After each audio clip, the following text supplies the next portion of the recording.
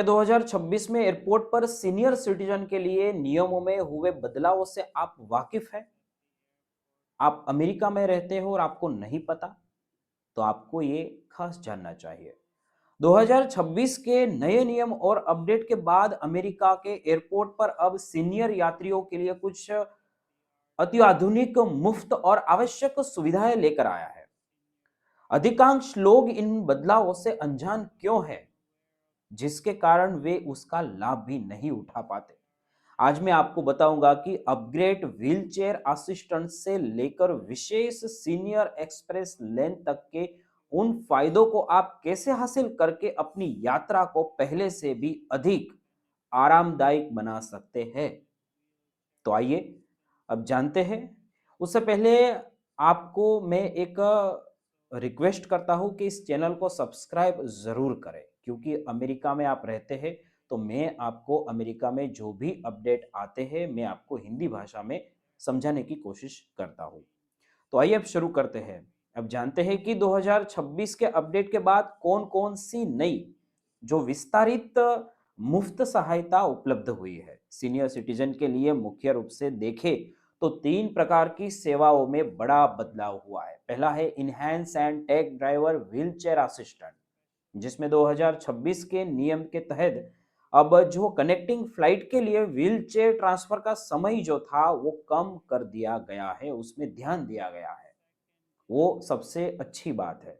और दूसरी, उसके बारे में भी हम विस्तार से बात करेंगे। और दूसरी है अधिकांश प्रमुख एयरपोर्ट जो है वो शुरू की गई सीनियर एक्सप्रेस लेन की व्यवस्था, जो विशेष रूप से 75 ईयर से अधिक आयु के यात्रियों के लिए टीएसए सुरक्षा लेन में तेज प्रवेश सुनिश्चित करती है, आपको जल्दी से जल्दी अंदर ले जा सकती है।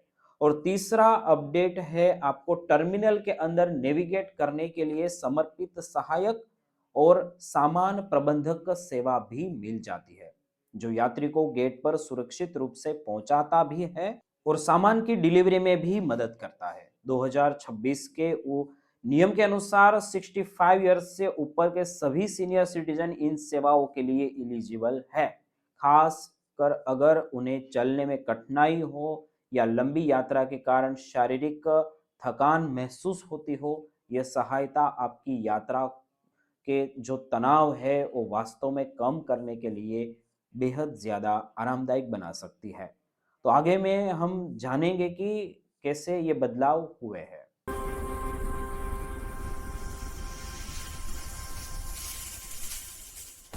लेकिन इतने अच्छे फायदों और 2026 के अपडेट्स के बारे में भी लोगों को जानकारी क्यों नहीं मिल पाती?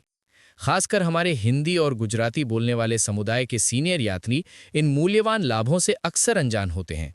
इसका मुख्य कारण है भाषा बाधाएं। अधिकांश एयरपोर्ट की जानकारी और खासकर 2026 के नए नियमों की जानकारी केवल अंग्रेजी में ही प्रकाशित होती है। दूसरा कारण है नए नियमों के बारे में सार्वजनिक जागरूकता का अभाव। और तीसरा है यात्रा के लिए पुरानी जानकारी या ट्रैवल एजेंटों पर अत्यधिक निर्भरता। इन कारणों से कई सीनियर यात्री जरूरी मदद के बिना ही एयरपोर्ट पर परेशानी झेलते हैं। इन गलतियों से बचने के लिए प्रोएक्टिव तरीके से एयरलाइन या एयरपोर्ट की वेबसाइट से नवीनतम 2026 की जानकारी प्राप्त करना बहुत महत्वपूर्ण है। तो इन मुफ्त सेवाओं को पाने के लिए 2026 के प्रोटोकॉल के अनुसार क्या करना होगा?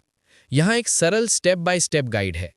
सबसे पहले, जब भी आप फ्लाइट बुक करें तो अपनी एयरलाइन को कम से कम 72 घंटे पहले, एटलीस्ट 72 आवर्स प्रायर, सूचित करना अनिवार्य है कि आपको व्हीलचेयर या किसी अन्य सहायता की आवश्यकता है। इसे प्री बुकिंग असिस्टेंस कहा जाता है। 2026 में कई एयरपोर्ट पर ऑन अराइवल सहायता कम कर दी गई है, इसलिए एडवांस बुकिंग आवश्यक है। अगर आप एडवांस में बुक नहीं कर पाए हैं तो एयरपोर्ट पर पहुंचते ही एयरलाइन के चेक इन काउंटर पर या एयरपोर्ट के इंफॉर्मेशन डेस्क पर जाकर मदद के लिए अनुरोध करें। सरल और स्पष्ट बातचीत आपकी यात्रा को आसान बनाने की कुंजी है। हमारे हिंदी बोलने वाले यात्रियों के लिए यहाँ कुछ आसान वाक्य दिए गए हैं जो आप अंग्रेजी में पूछ सकते हैं। I need wheel chair assistance to my gate, या can I use the senior express lane. विनम्रता और स्पष्टता बनाए रखेंगे तो आपको निश्चित रूप से मदद मिलेगी। अंत में याद रखें, 2026 के बदलावों के बाद इन मुफ्त सेवाओं का उपयोग करना आपकी तनाव मुक्त यात्रा की कुंजी है। अपनी अगली यात्रा को आरामदायक बनाने के लिए इन सभी मुफ्त सेवाओं का उपयोग जरूर करें। इस महत्वपूर्ण जानकारी को अपने दोस्तों और परिवार के साथ, खासकर सीनियर यात्रियों के साथ अवश्य साझा करें। यात्रा संबंधी अधिक आवश्यक अपडेट्स और जानकारी के लिए हमारे चैनल को सब्सक्राइब करें और अपने यात्रा के अनुभवों या प्रश्नों को कमेंट्स में बताना न भूलें। धन्यवाद।